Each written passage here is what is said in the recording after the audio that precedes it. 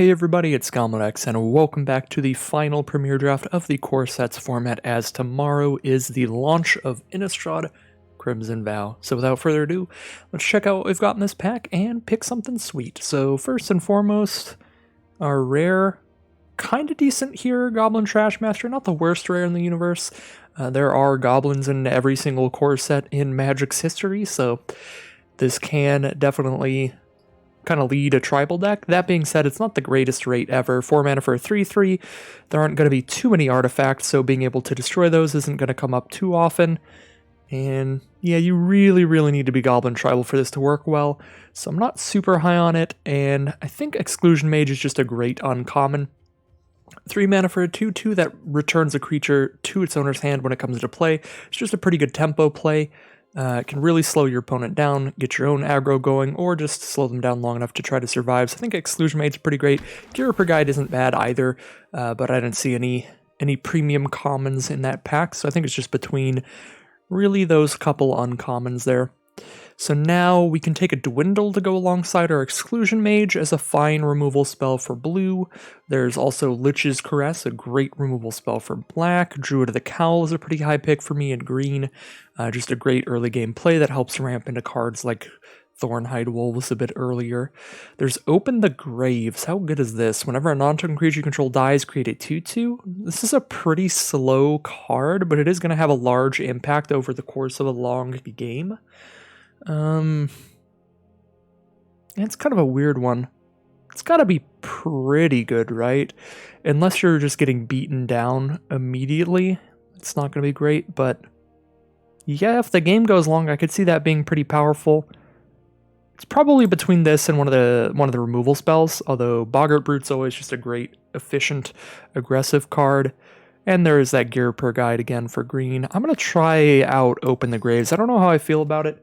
It doesn't look like the craziest thing ever, but it can definitely be solid in the right spot, in the right positions. And if we get to take a lot of reassembling skeleton type cards, creatures that can come back from our graveyard and get a little bit of a sacrifice theme in here, then we can make it so our deck can trigger this card a little more consistently. And Death Baron does combo quite well with the Open the Graves. There are also zombies and skeletons in all 3 of these core sets, and this was how I started these core set drafts here this time around. I believe it was core set draft number 8. I just picked one pack, one Death Baron, and it went pretty well there. So we'll try it again here. Just go for a very rare deck here, a very fancy deck. All right, so we have a couple cards I really like here. Ravenous Harpy is going to be great with Open the Graves and just great in a sacrifice deck in general, which black will definitely get some of the components to. We already have one, like a big payoff, the Open the Graves. So that seems pretty good for that reason, but I also just really like Skyscanner, just a huge fan of the card. It's a flying little artifact Thopter, how am I not going to love it?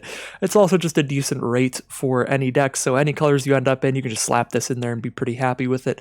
So pretty big fan of Skyscanner. That being said, I think I am still going to take the Ravenous Harpy instead, just so I have more cards to potentially synergize and make a fancy deck here. Make a deck that has some cogs and wheels working for it. Try to make it better than the sum of its parts. So pick 5 here. We do have Stitcher Supplier, which could potentially work well in a sacrifice strategy, because if we do get any skeletons, of course, most skeletons in the core sets are cards that will come back from the graveyard for a set amount of mana. So if we get any of those, the Stitcher Supplier is going to be pretty good, potentially drawing us a card by throwing a skeleton in our graveyard. Also, if we get any recursion, cards that bring cards back from our graveyard, then that will function quite well. Otherwise, there's just like Boggart Brute for that great efficient beater. And black-red is the best color scheme for like a sacrifice strategy, so that's not that far off from what we would want to do as a sacrifice deck with this Open the Graves. Yeah, Shieldmare's not the craziest uncommon. I think Boggart Brute's just better. So yeah, Boggart Brute or Stitcher Supplier. Stitcher Supplier I think is going a little bit too narrow for me, so I'll pass up on the Stitcher Supplier here, although I don't think it would be the worst pick ever. So now we do have that Druid of the Cowl still, Daggerback Basilisk, these both being decent green creatures. But not really much else. There's like Scholar of Stars, so if I do end up in a deck with a few a few Sky Scanners or something, then this might be able to be a 4 mana 3/2 draw card. There's Walking Corpse, which is a zombie to go with Death Baron, but it's very filler. Abnormal Endurance is good with creatures with Enter the Battlefield effects, so they die, come back, and do the Enter the Battlefield effect again, so the only card I have that works well with that is Exclusion Mage, and that's not the craziest combo ever, but it is pretty solid. Yeah, Druid, Corpse, Endurance here. I'm going to go with Endurance, I guess. Vampire Neonate, not terrible. Although Active Treason is going to be great in a sacrifice strategy. We only have one card to sacrifice things so far, but if we get 3 or 4, just enough to consistently be sacrificing stuff, Active Treason works both to damage our opponent quite well, and, of course, just turn it into a removal spell, sacrifice their best creature. So I really like taking Active Treason highly here, potentially going for a Rakdos sacrifice. That being said, I do think Neonate is quite a solid card. A 0/3 can block a lot of creatures early game, all the 2-power stuff, and then late game it gives you a good mana sink, draining your opponent's life slowly. Alright, so now we have Infectious Horror, which is just not good. 4 mana for a 2/2. Sure, they lose 2 life whenever it attacks, but a 2/2 is so small, it is pretty much always going to trade off at best in combat. Aviation Pioneer, actually good for sacrifice, creating 2 bodies off of the 1 card. Skilled Animator could be more fun, but I don't have any artifacts yet to make 5/5s, so I think we got to take Aviation Pioneer over the Skilled Animator. Now we've got a decent start to blue-black or red-black sacrifice here. And then I suppose we just take a 4 mana 3/2 flyer. That's probably better than a 5 mana 5/5. It's a 5 mana 3/5 most of the time. 5 mana 5/5 if we control a blue creature. Maybe this is better. It does lend itself well to an artifact strategy if we get any cards that care about that. They're pretty comparable. They're both just kind of fine, I think. Take the 5 mana thing here.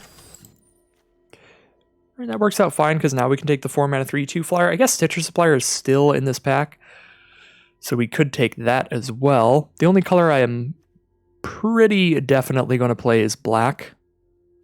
And if we can pick up more Active Treasons, I am going to be more likely to want to play red than blue, so maybe I should pick up Stitcher Supplier, just because it's the only color I know I'm playing here.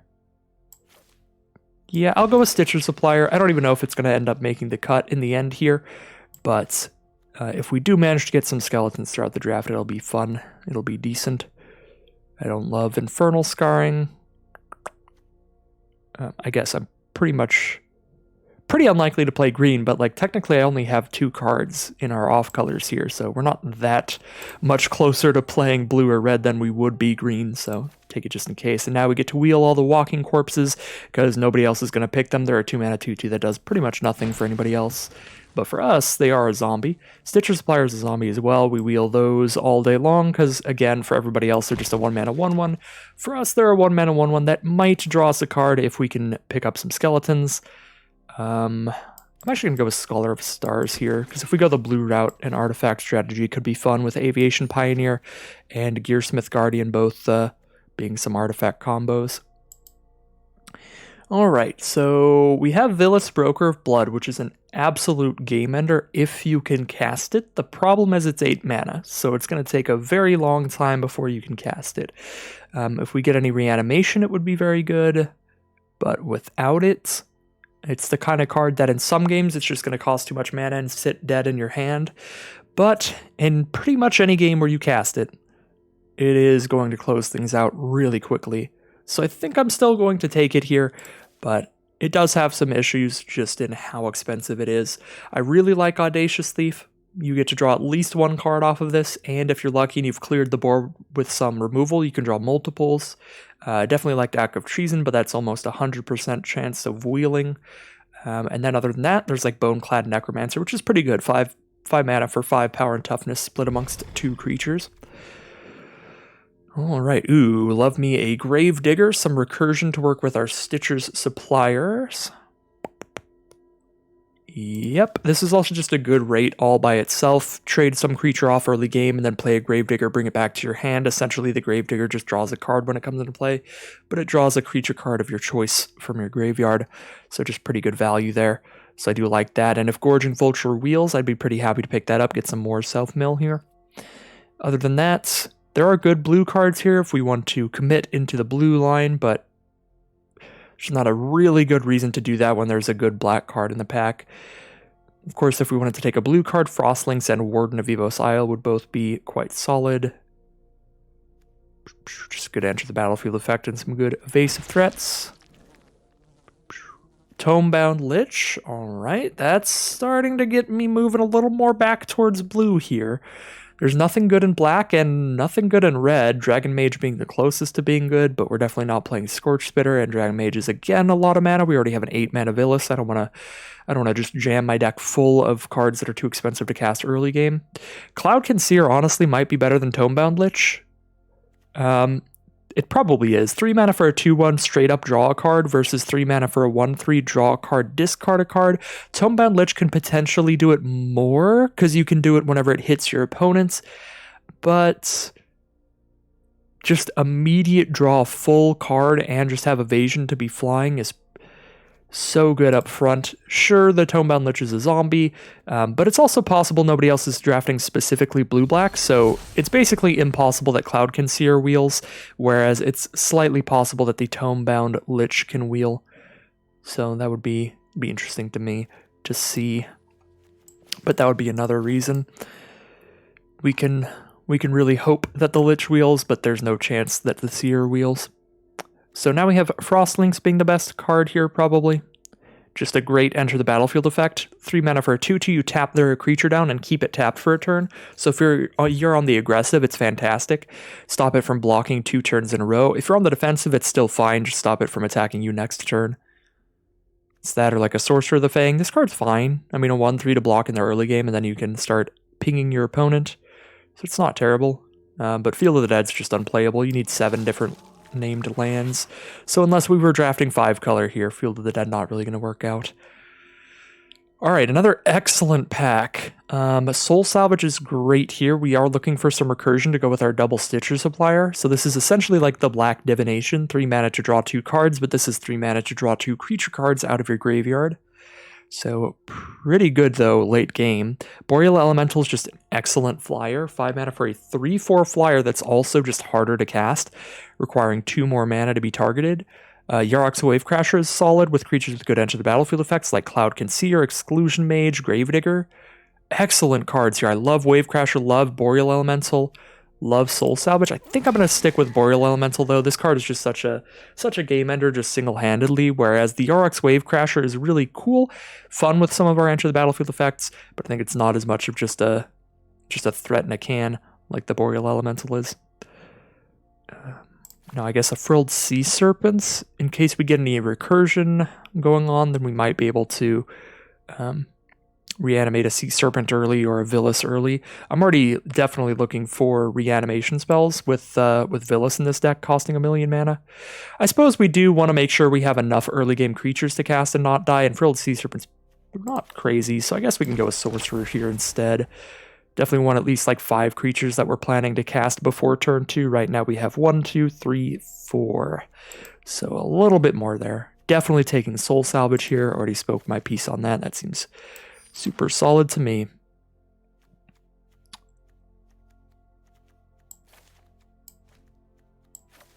Sorry, just sorting my non-creature cards here.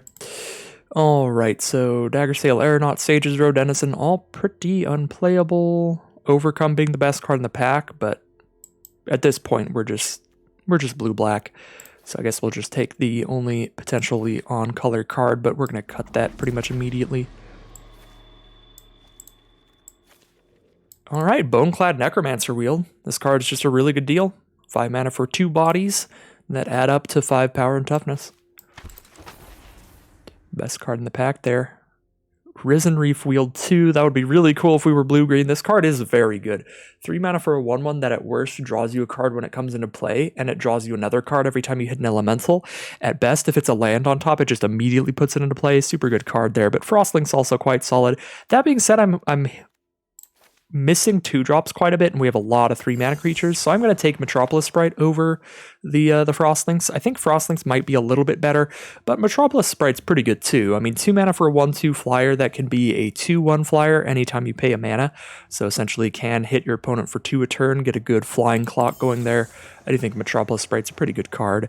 Here I'm going to rare draft for Gyms. All right, now we got more than enough 1 and 2 mana creatures. We have 6. 5 or 6 is pretty much your average in a limited deck, just to make sure you're casting things as early as possible and throughout the game.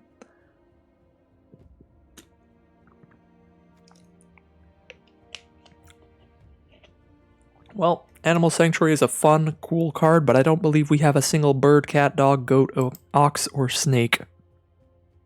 We have 1 cat.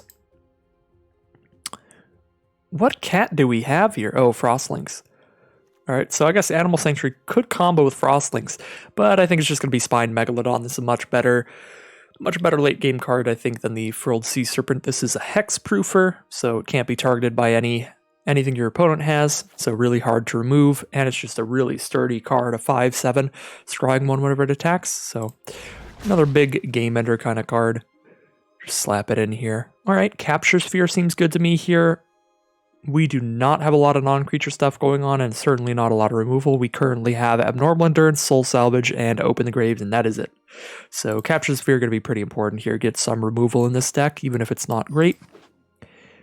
This is 4 mana at instant speed to tap a creature down and leave it tapped as long as Capture Sphere is on the field.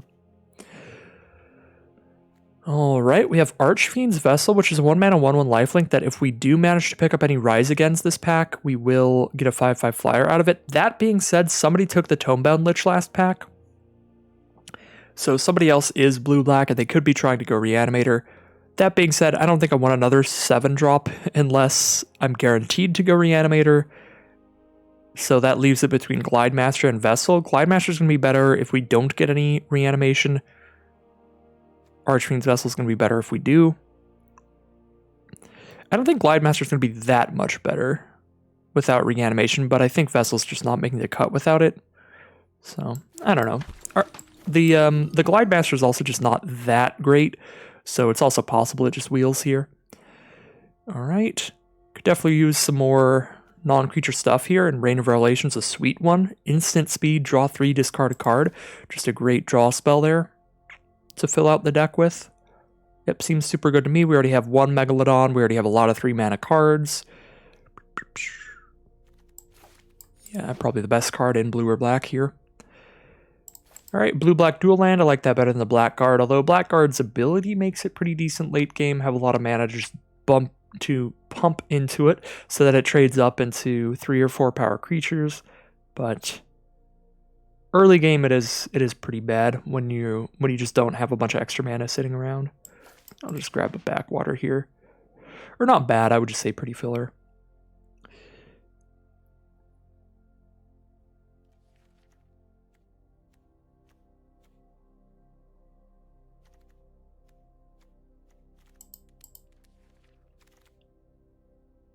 Another Archfiend's Vessel, don't think I want that. Crypt Lurker, Rise Again.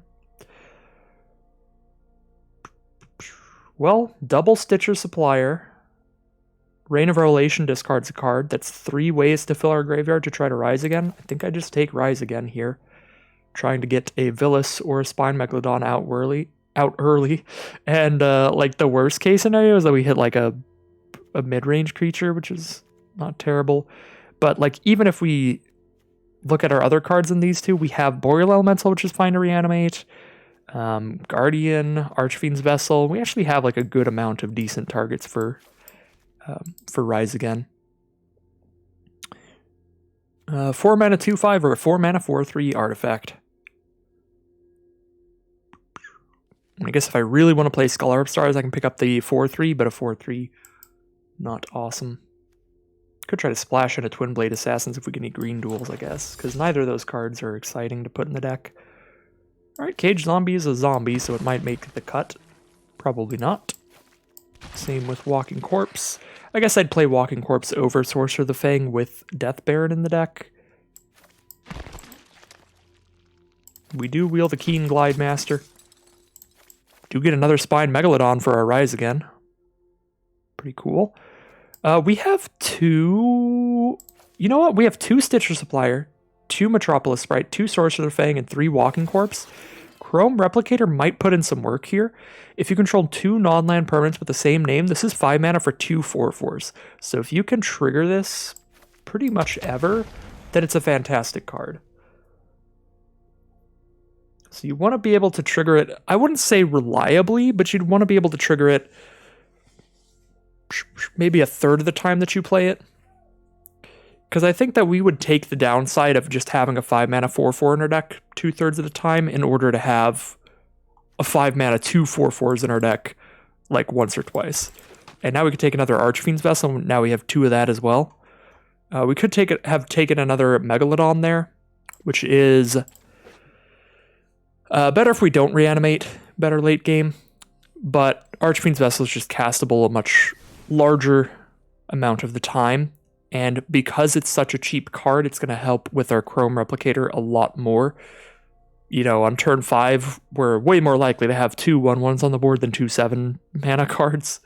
So, definitely could see a big argument for Megalodon, and that it's just the more impactful card overall. But it is still a 7 mana card, so most of what it's doing well is getting Rise Again anyway, which Archfiend Vessel does just as well as it. So if we didn't have Chrome Replicator, I would take the Megalodon, I think, over the second Vessel. But with Chrome Replicator, I'm going to go with the Archfiend's Vessel. Just very slightly prefer that one there. Alright, so I kind of want to just cut Keen Glide Master and have all of our 1 and 2 mana creatures just be stuff that, that we have duplicates of to help trigger Chrome Replicator.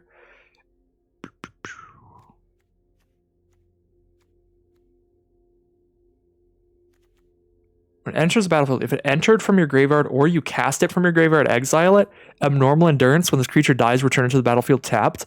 Wait a second. Oh my god, is Abnormal Endurance just the sickest combo with Archfiend's Vessel? Turn 1 Archfiend's Vessel. Turn 2 attack it against their 2/2 or whatever, throw your Abnormal Endurance on it. It dies and then immediately comes back. You have a 5/5 flyer on turn 2? Okay.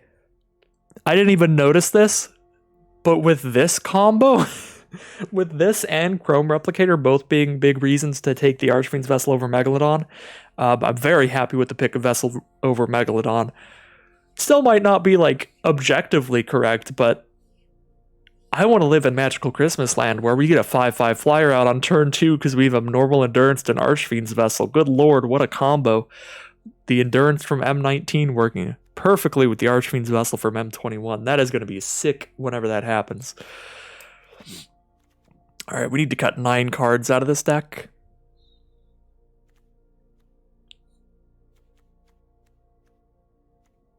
Wow, our 3-drops are all really good except for like Cage Zombie, which is just okay.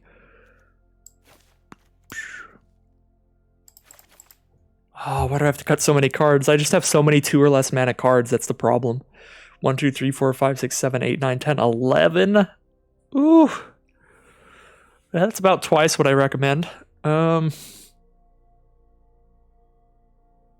We could just go nuts with it, though. This is the last time we're drafting the core set. I could absolutely go nuts with it and just decide I have a ridiculous curve here. Even cut down to like 16 lands.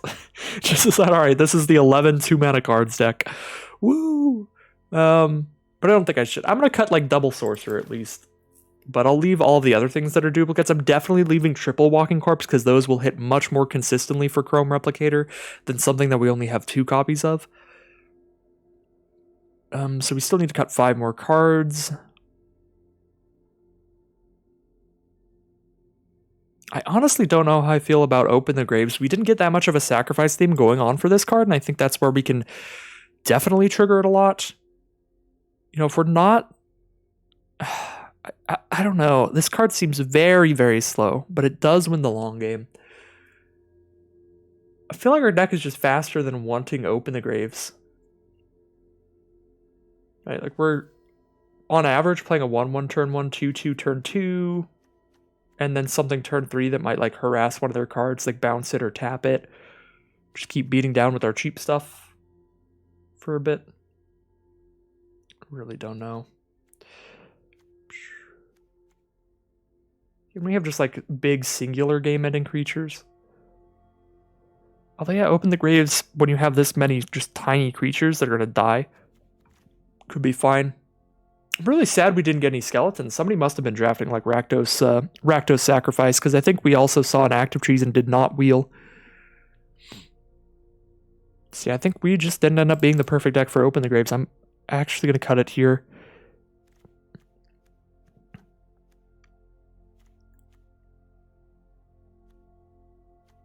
Could cut a bit of the Sacrifice theme, cut the Harpy and Pioneer here. Because they're best when we're sacrificing, just fine otherwise. These three are just excellent, period. Death Baron's excellent with the amount of zombies we have. There's no way I'm cutting Double Vessel when we have Abnormal Endurance. Really don't want to cut the Sprite. Wow, we really need room. I guess Gearsmith Guardian can get cut here. And then we have a lot of 1s and 2s here, so we could cut a land, but we also have a lot of 5s and 8s. So I'm still hesitant to do that. I feel like we're supposed to cut one more non-land card, and I'm not sure which one that is.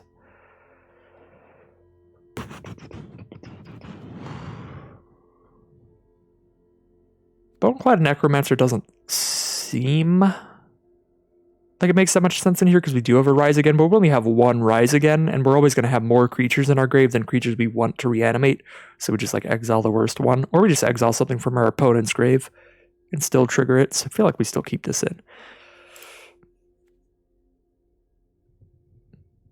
We gotta cut something though.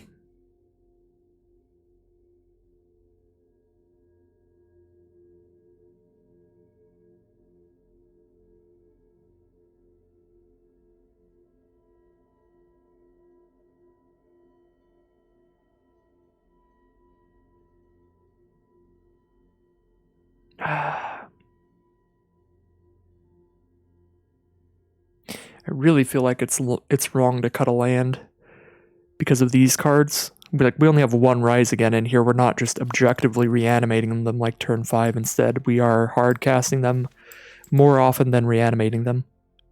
And we have, 5 mana cards like Rise Again and these 3.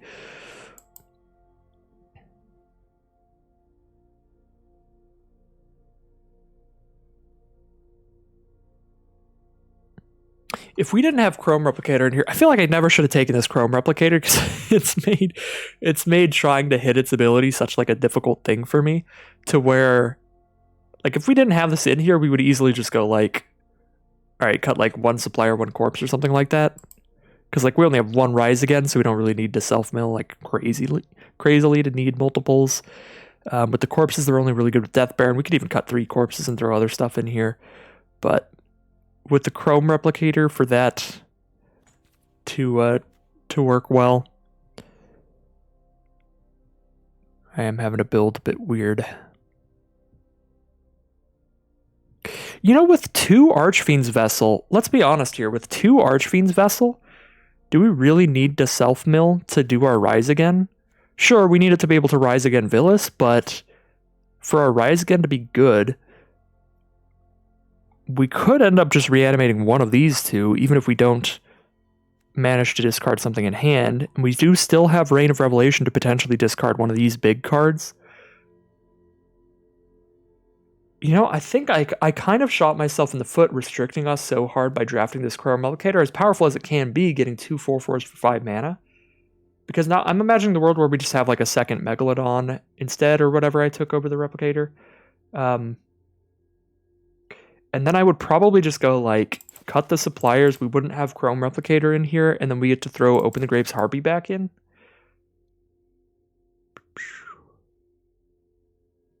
Honestly,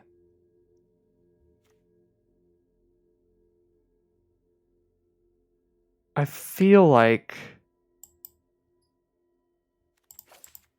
this is just better, and we can even cut one like Walking Corpse here because I don't care about Replicator anymore, and then just throw Aviation Pioneer in.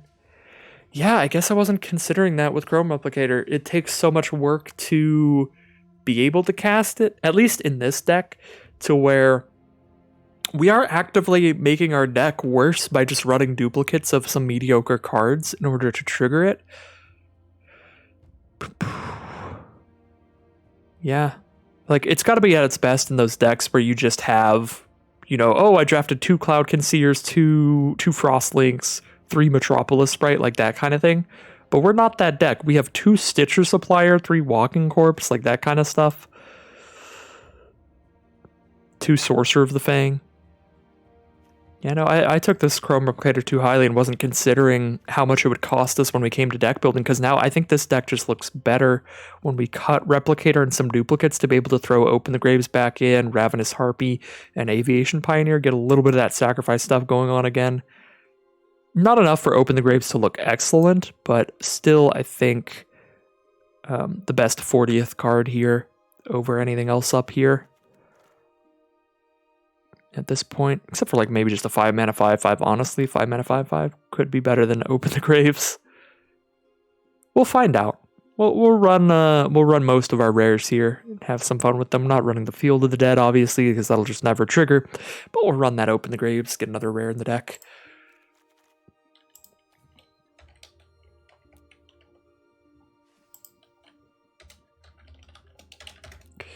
All right. Well, we're gonna name the deck out of my one goal with the deck.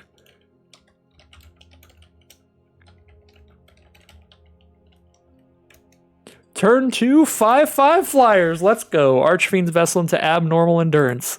1 game. That's my one goal here. So I did play some drafts off camera. I was listening to the Limited Resources set review of Innistrad Crimson Vow. Highly recommend Limited Resources if you are a hardcore drafter and you wanna hear about the new sets as they come out.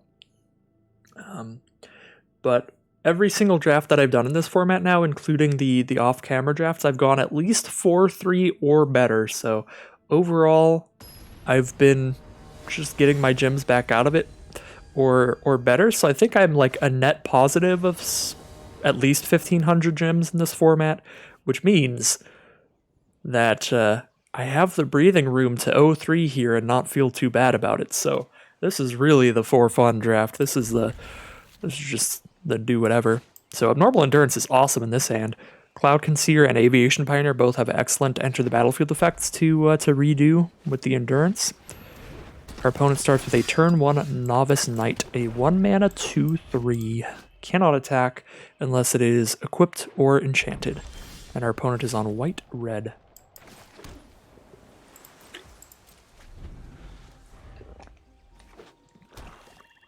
White, red, and black here. Kalia Zenith Seeker, natural turn 3 Kalia. A 3/3 Flying Vigilance. When she enters the battlefield, look at the top 6, pick up an Angel, Demon, or Dragon. Those are definitely prevalent in all 3 core sets, so it's very likely that they draw a card off of her as well here, although I would hope they don't. Alright, they do not manage to draw the card. I guess I shouldn't have said very likely, I just should have said like very possible they could draw a card there. Does that happen when she attacks? No, just when she enters the battlefield, but she is still 3 mana 3/3 Flying Vigilance. Pretty insane. We're going to cast a Cloud Concealer here, so I can draw a card when this comes into play, and then I can use Abnormal Endurance to have it trade with Kalia in a fight, and then come back to the board. Draw another card that way. And then, worst case scenario, I'll just hold up all my mana. That way, if something weird happens and they kill my Cloud Concealer before combat or something, I can just Capture Sphere instead. Although I guess it might be better to Metropolis Sprite and Abnormal Endurance. That would be playing around nothing. That would be if I'm like, alright, they're just not going to have a trick here. How likely are they to have a trick? I guess if they have a trick, like, it gets us either way. Because if they have a trick, we're going to block and then use Abnormal Endurance, and then they'll use the trick. Like, I don't think that they're likely to kill Cloud Concealer before they attack in, so let's just play in Metropolis Sprite.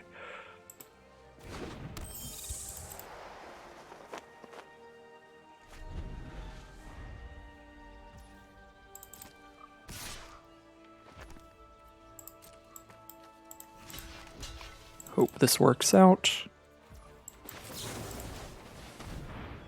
They have an instant speed removal spell. They get us here. Brutal. Well, Archfiend's Vessel we draw after we cast the Abnormal Endurance. That is so sad.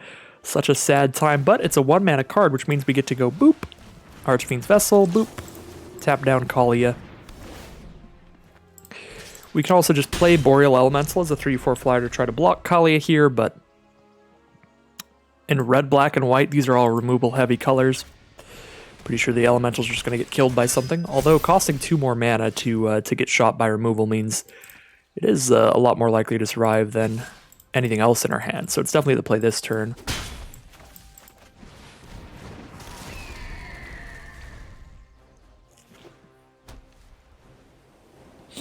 I could see a pretty good argument for having run it out instead of the Capture Sphere earlier. We're at 17 life. We could take some hits from Kalia if they had the immediate removal. And if they didn't, it would have played out better, I think. Yeah, might have been wrong in hindsight. Or even just at face value at the time. Ooh, Rise again for our Archfiend's Vessels. Or our Cloudkins here if we want to just draw another card here.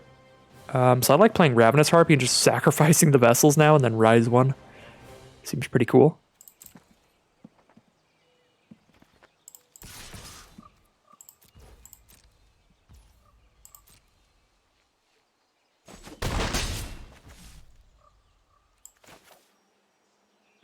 Alright, yeah, and I want all my mana here. Although it might have been better to just hit for 1 more damage than put another Vessel on the board. But I can utilize all my mana here. You know, casting a Vessel and then sacrificing it to the Harpy. Alright, opponent scoops them up. I don't know what is in their hand, but they are not a fan of it. I guess just no removal to deal with the flyers or no flyers, and they just see the writing on the wall, taking 2, 3, 4, 5, 6, 7 damage because they know we have the 1 mana to sacrifice 1 card. They are dead in 2 attacks. So it didn't look that bad for our opponent from our side, but I can understand the concession doing the math there if they know that they don't have answers to anything going on here. And I need to swap my daily quest, see if I can get 750 gold. No. I always forget to swap my daily quests until they start showing me that I'm getting progress. Always better to just swap your 500 gold quests, try and get some 750 gold ones. Just lets you grind into enough gold to draft again sooner. Turn 2 Abnormal Endurance. Do we live the dream this game? Because we have turn 1 Archfiend's Vessel. There is no world in which I Abnormal Endurance any of my other creatures this game. Because I just know we have the 2-card combo. Moat Piranhas from our opponent. Well, that can't attack, so we can't just hold back and try to block it. So we attack in. They're definitely going to block here. Moat Piranhas is so expendable. Turn 2 5/5 flyer. And gain 3 and kill Moat Piranhas? Oh my god.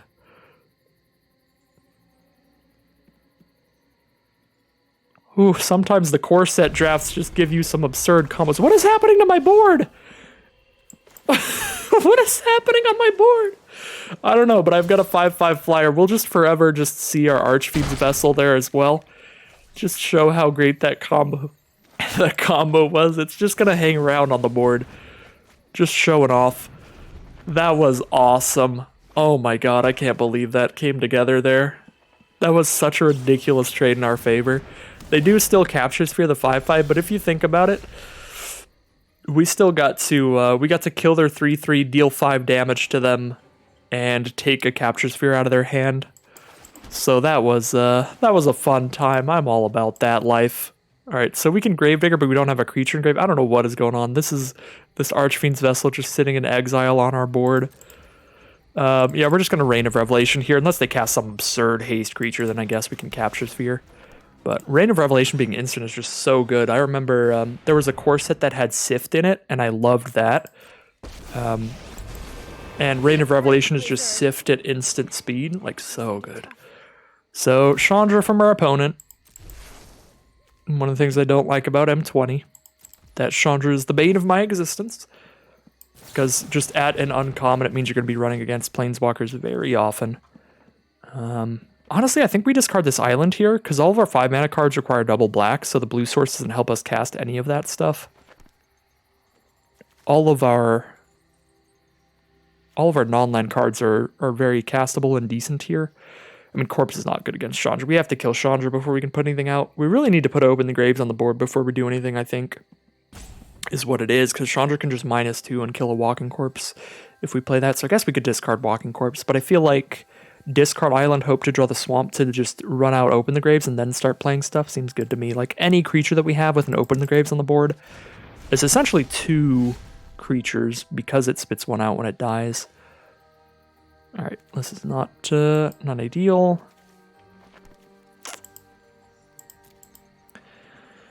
So, what do we do here? We can play Walking Corpse and Metropolis Sprite, so we know we get to keep something on the board, but if we commit 2 toughness or less creatures to the board, we're ensuring that Chandra gets a nice clean 2-for-1, just is going to kill both of them eventually. I guess if we play 2, they can only kill 1. They kill the 1, Chandra goes down to 4. We hit Chandra, Chandra goes down to 2. They kill the other one with Chandra, and then Chandra's gone. With Gravedigger, like, we have to do something here. We can't just sit here and cast nothing, I think. I mean, I guess we can. This is so weird. I think I'm just going to do nothing until I can put Open the Graves out. Like, it's possible that Chandra is just their hand here, and it's just lands. And if it's not, we can Capture Sphere something here. Like, if they have a big bomb creature.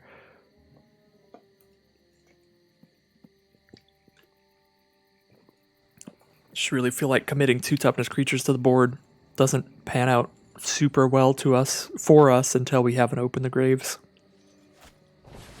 Frilled Sea Serpent, alright, just a big old creature. Well, capture that. And then I still got to spend all my mana this turn.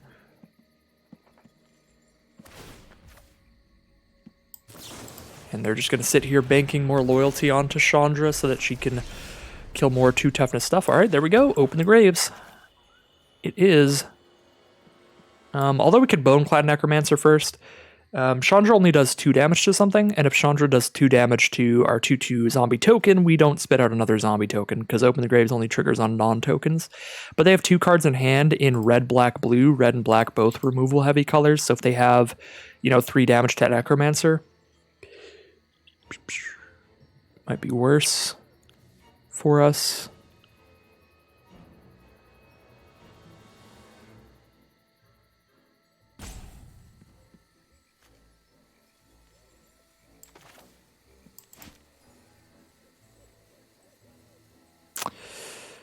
Play it really slow or moderately efficiently here. I'm going to go for the moderately efficient way. Just play the Necromancer.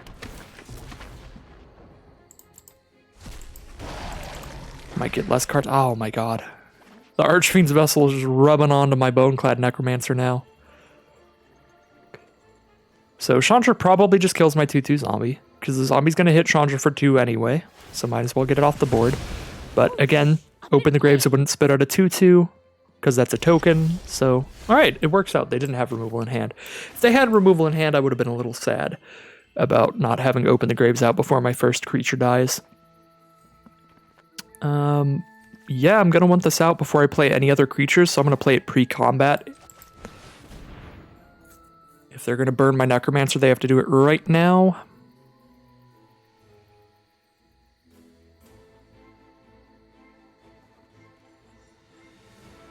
This is a weird, really slow game here.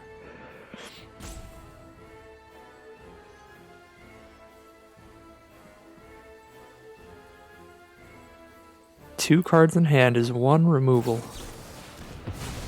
No, it's a counter spell to counter Open the Graves. Sublime Epiphany, almost impossible to beat. Our last blue-black deck had Sublime Epiphany in it. We won every single game we cast it. Our blue-red deck had Sublime Epiphany in it. We won every game we cast it.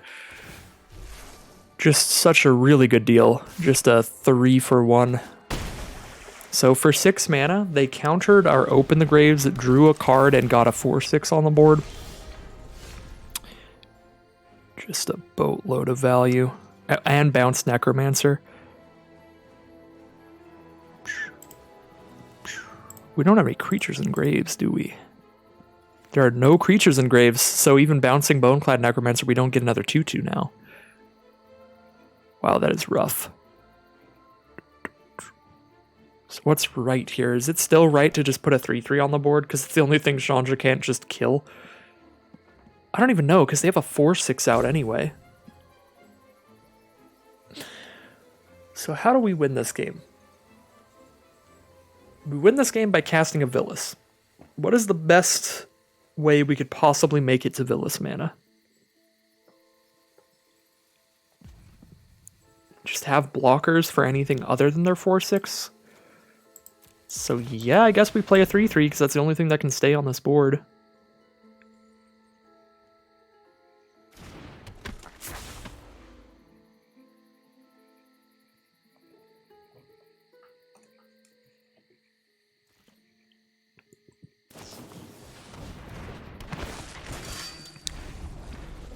Alright, well a 3/1 Liliana Standard Bearer is going to shut that down real quick. Usually being a 3/1 makes it a very disposable creature, just having such low toughness. But when they have Chandra out, they can just kill all of our small creatures anyway, so the only thing we'll have left over has 3 toughness. So the Standard Bearer actually looking really good here with its power toughness. So attack Chandra for 3, put her down to 3 loyalty here. Then we don't have any blockers for the 4/6, but they can already give that unblockable anytime they want. They've got more than enough mana. I don't know what they're doing in hand. 2 cards, probably just activating Protege. Yeah, I think I attack Chandra here. And then just cast a bunch of creatures. These 3, I would say. Death Baron's definitely going to get shot here, but I think it's better to cast it than to not cast a 3rd creature this turn.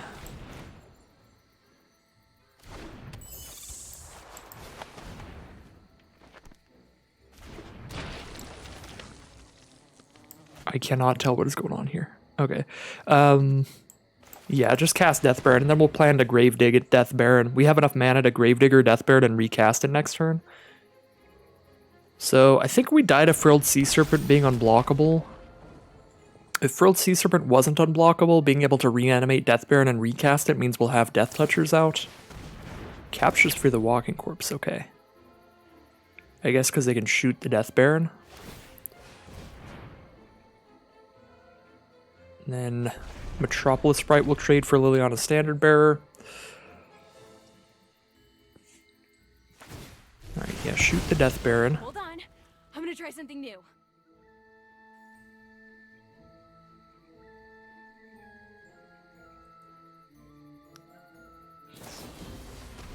And disperse the Sprite. 4, 5, 6, 7, 8, 9. They do attack all. We do get to kill Chandra, but then we just die to Frilled Sea Serpent, so we need to be able to kill that here because it can get unblockable. And we cannot kill that here, so that is game. Well, definitely lost to some very good individual card quality from our opponent. Sublime Epiphany and Chandra both pretty bonkers in that game. Chandra was a clean 2 or 3 for 1 even. Sublime Epiphany was as well. So our deck just not capable of as good plays as that, except for our turn 2 5/5. That was really cool.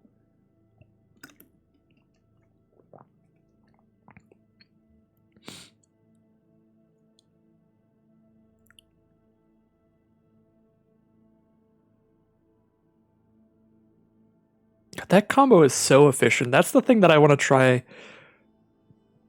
just playing around with in Historic or something. I guess that's just bad for Historic. Historic is such an absurd format. You can just have like a Lurrus out that lets you recast your 1-mana creatures from grave. You can just like recast an Archfiend's Vessel every turn. So you just spend 1 mana for the 5/5 flyer. Yeah, and Historic also has the 3 mana thing that returns 2 creatures from your grave. Bring back 2 Archfiend's Vessel. Yeah, no. Historic is just such an absurd format that that's not even good in Historic. To spend the 2 mana to turn the Vessel into a 5/5. Alright, well.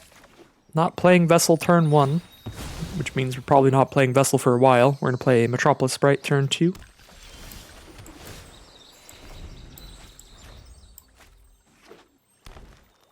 Got a Frostlynx at 3 mana as well.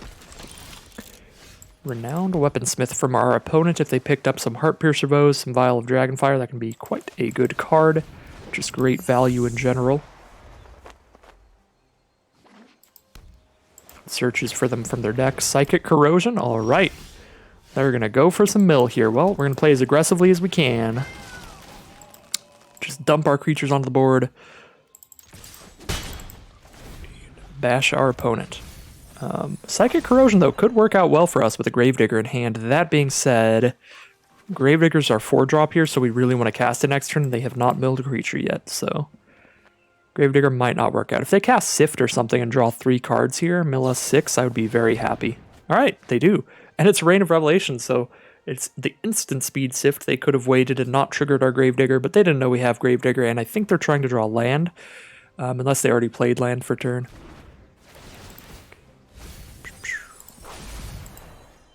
Alright, we hit a Cloudkin Seer at least. That's our best creature in Grave. Yeah, don't love drawing cards against the mill deck, but that's still, you know, a 2-1 flyer. Much better against their 1-3 than a 2-2 on the ground.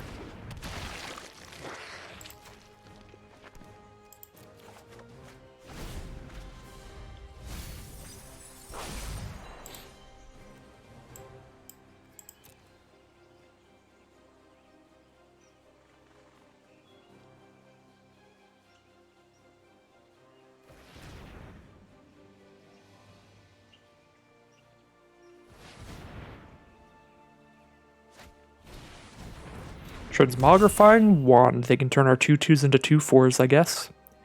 That is going to be good against Villas, but we'll just definitely focus on not casting stuff like Villas until they've run out of stuff to do with the wand.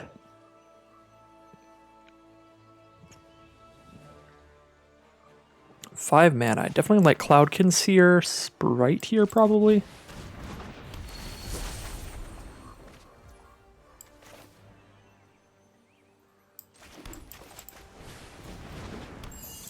Baron's gonna get a kill here.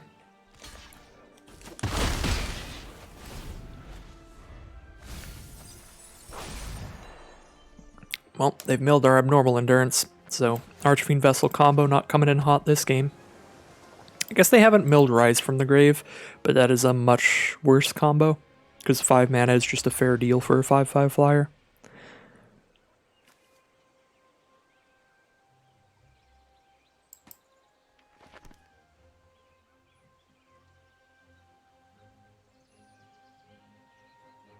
So Transmogrifying Wand is very good in any deck with a lot of like 3 toughness creatures, because you just turn every flyer into a 2-power creature, or every just anything bigger than 2/4. I wouldn't recommend it for every deck, but definitely a deck with a lot of 1/3s, and our opponent has those 1/3s. You could definitely draft around it as well if you pick one, pack one it. Kind of like Necromancer here, put as many creatures on this board as possible. Snare Spinner is an issue. We're just not getting in anymore because everything has 2 power. We have 14 cards left in our library. We are probably just losing this game to mill. Unfortunately. Well, let's put as many creatures on this board as possible. The only way they kill one of our cards is to double block, because they all have 1 toughness, so in the future we can just slam everybody in.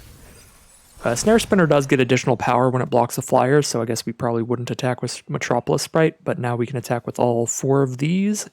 Something gets in for damage. 3 things get in for damage if they want to double block.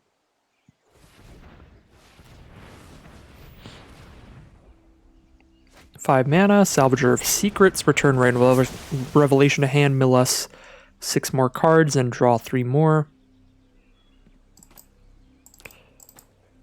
They could take one with the machine instead. That's 4 mana to draw 3 instead of 4 mana to draw 3, discard 1. But they could have, I don't know, something that makes them want to discard. Alright, Capture Sphere we could throw on the Snare Spinner so that can't 1-for-1 trade into the Sprite, and then we can attack with everything else and still cast one more creature this turn. The best aggressive play that we have here.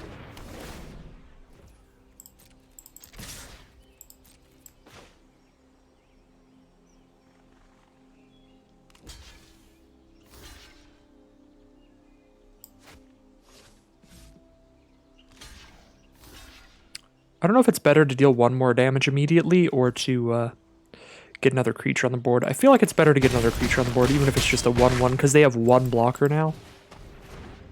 So they like block the 1-1, we deal 1, 2, 3, 4, 5, 6, 7, 8. Deal 8 damage if they just kill our Archfiend Vessel here. So we go to 3 cards left in library after they Rain of Elation here. This is going to be a really close one. It's just a 5-7. Yep, just a 5-7. Can't block multiple creatures. If we target it, they do draw cards, but it only blocks one creature here. Which is nice. So they block these 2, take 3 at least, go to 6. Or I guess these 2, I should say.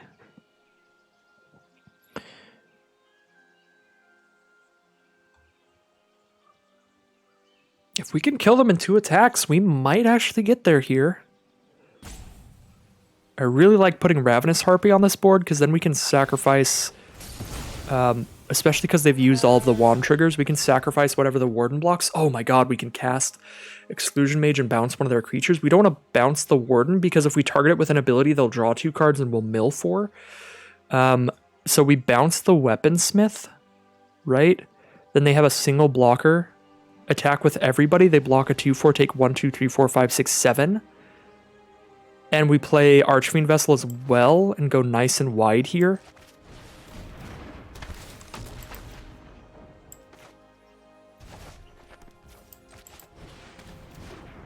So just all attack 2 turns in a row should kill them, even though they get to kill, you know, a creature each time. Yeah, we need to do 2 damage with this much stuff on the board, and they're going to have 2 blockers, maybe 3. Oh, they milled our Rise from the Grave. That is very unfortunate. Alright, there's the Rain of Revelation. Oh no, we have exactly 6. I forgot about their draw for turn. So we mill to exactly no cards in library. 1 turn from lethal and we would have had it. Yeah, because they have 3 blockers. 2, 3, they take 4 damage here. Wow.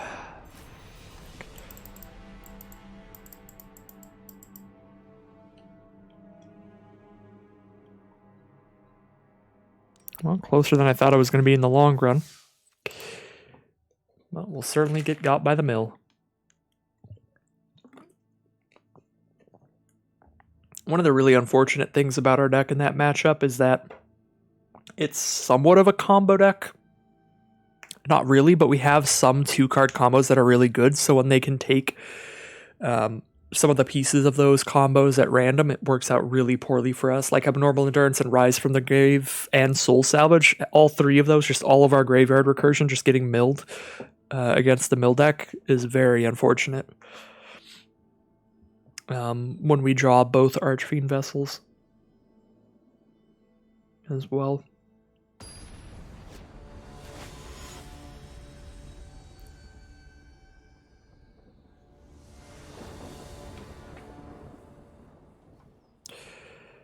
All right. Drop a turn 1 Archfiend's Vessel here. Turn 2, play our tapped land. And turn 3, get a Ravenous Harpy going. Seems good to me.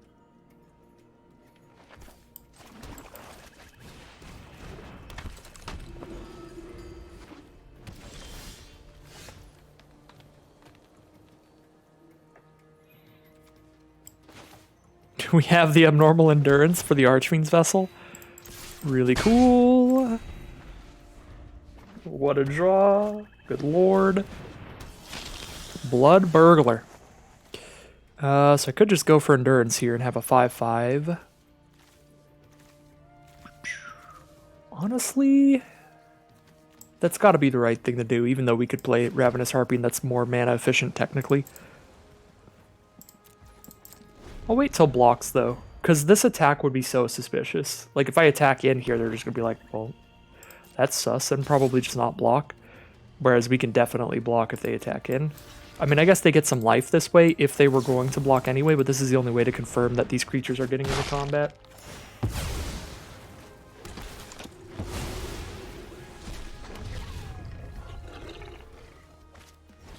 Alright, and they don't have the 3 mana removal for it, so we're getting at least 5 damage out of this card, which is sweet. And I like playing Ravenous Harpy here with the 1 mana up, so we can sacrifice it in response to their removal and get something out of it even if it dies. We don't need Terrain of Revelation until we need more cards to cast, and we really don't. We have a 5 mana card that's great, we have Harpy that's great, we have stuff to cast in the meantime. They have 5 mana now, which is more than enough for most removal spells in the format, and they do not have a way to kill the 5/5 flyer here. So things are looking pretty up for us. They're also in green, so they just can't deal with these flyers, and we're just going to play another one this turn.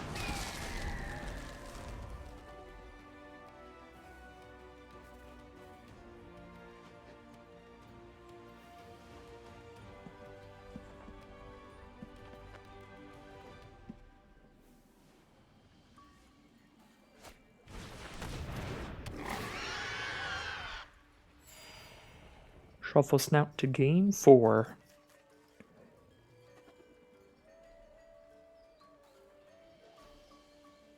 Just stop some of the bleeding here.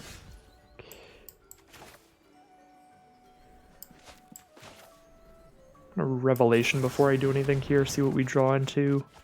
Open the Graves, pretty sweet.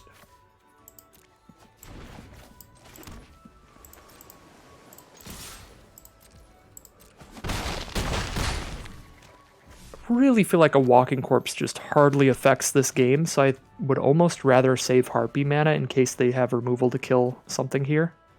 Because if they draw a removal spell and kill our 5/5, we deal 4 and they survive. But if they draw a removal spell, we hold the mana up and they try to kill our 5/5, then they still take 5 in the sky. So this way we still kill them against 1 removal spell. Especially if it's like Lich's Caress, which gains them life when they cast it. Because then we can counter it by sacrificing whatever they've targeted. Then it won't have a legal target anymore, so it won't resolve and they won't gain life. Alright, so Blood for Bones, they just bring those back. Not going to be enough. They concede as well. 2 and 2 here to start.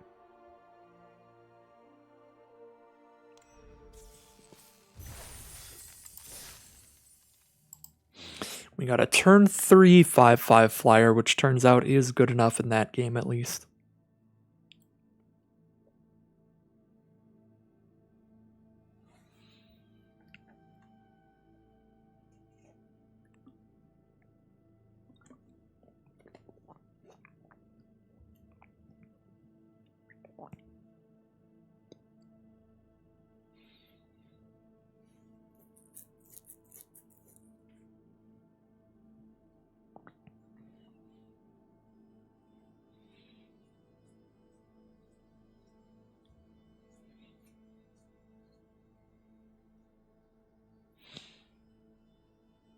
We're waiting for our round 5 opponent, and here they have arrived.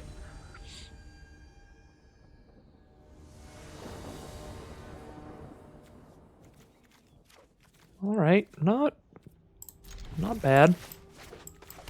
Just curve out with some flyers here.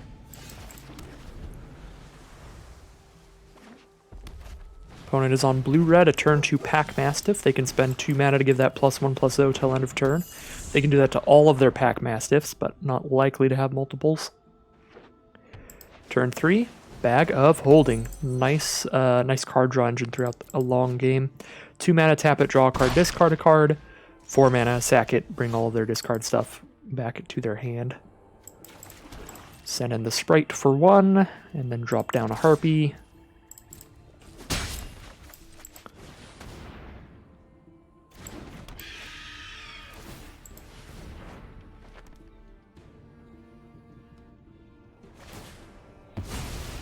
Bag of Holding draws a card, discards a land.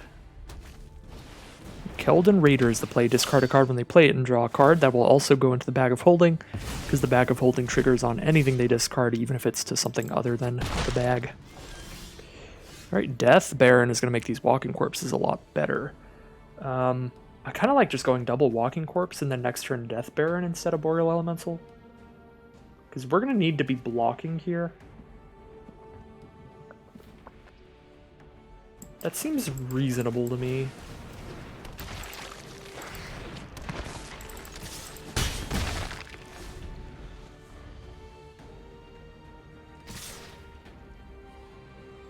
Am I needing to block badly enough that I want to lose a Walking Corpse when it's going to turn into a 3/3 next turn? Our opponent could have so many different removal spells, just like Shock and stuff. I don't think I'm going to do that, though, because next turn I can play Death Baron and have Harpy mana if they do have removal.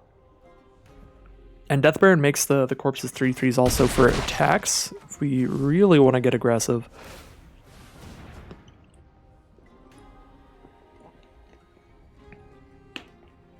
So we are down to 10 life here, so there's reason to be concerned. Just gonna shoot the Harpy, or just shock the Harpy. Okay, that means Death Baron resolves for sure. And might stick around. Ooh, Rise again as well here. So Death Baron buff the sprite, hits for 3, 4, 5, 6, 7, 8, puts them down to 11, but we're also at 11. We take 6, go to 5. Unless they're like main decking Lava Axe, we should be fine, and I don't think they will.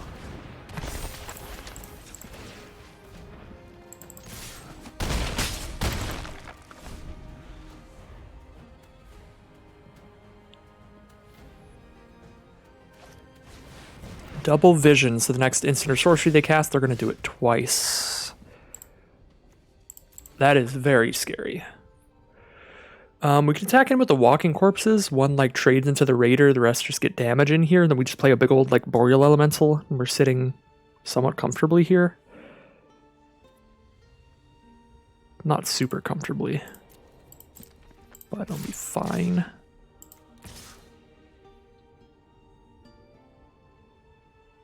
If I attack with Death Baron, what's the best they can do here? Block there, they kill my Death Baron and a Walking Corpse? Yeah, no, that's terrible. Because Death Baron will die there, then the corpse will become a 2/2 after it's taken 2 damage. So we don't attack with Death Baron here, even though we have Rise again to just bring it back.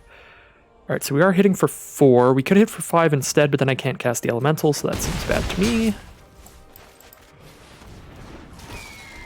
They're definitely going for double removal spell here, but the great thing about Elemental is they cannot target that with their double removal spell unless they pay an extra 2 mana.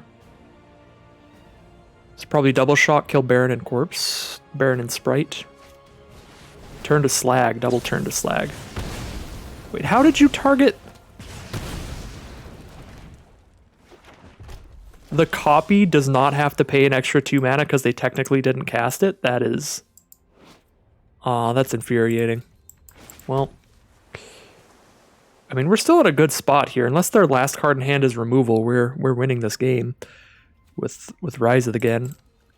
Rise of the Again. Just Rise again. I'm just going to pick up another Boreal Elemental, so if they just have another turn to Slag in hand... Well, I guess if they have another turn to Slag in hand, we've seen that that does just work. Could have been better to Rise again to Death Baron. Drakuzeth. Oh, God. Yeah, Drakuzeth's kind of just the I win card. It's like Villas. Really hard to cast, but if you cast it, you just win. Deal 4 to a target and 3 to 2 others. Yeah, kill all of our creatures on board, even if we Grave Dig here. Well, I mean, it just does 11 to us as well. Attack with a 7/7, deal 4 to our face. Good God. They kill 3 things when it attacks. 4 to 1, 3 to 2 others.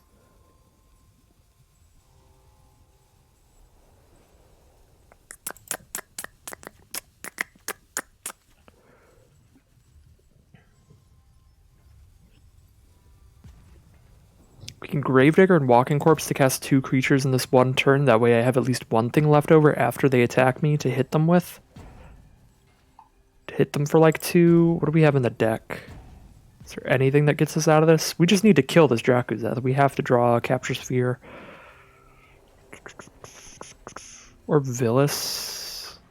Yeah, I don't think we can win here, and I'm not sure like whatever we grave dig is just going to get killed with the 4 damage, so it really doesn't matter unless it's something that we immediately cast. That way I can at least damage them a little bit this turn. So honestly, I think I just grave dig a walking corpse because I can cast it. So I at least hit them for something.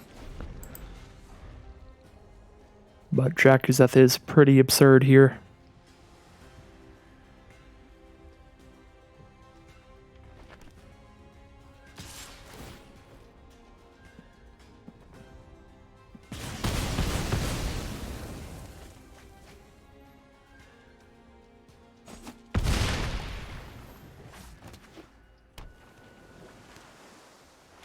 Alright, we need the removal now. They also get to draw a million off the bag, too. Certainly not it. So that is going to end today's draft. I think 2 and 3 here. We got to do some fun stuff with Abnormal Endurance and the Archfiend's Vessels. But other than that, not a lot going in our favor today. That was our first draft below a positive win rate, though, 2 and 3. So overall, pretty great time in the Core Sets Premier Draft. We'll take a final look at this deck. Probably the biggest weakness is the lack of removal. I think removal was just getting drafted massively heavy in our pod, because I don't think we saw a lot of it here. Pretty fun deck altogether. Never got to cast Villas. The game against the Mill deck was really unfortunate. I think that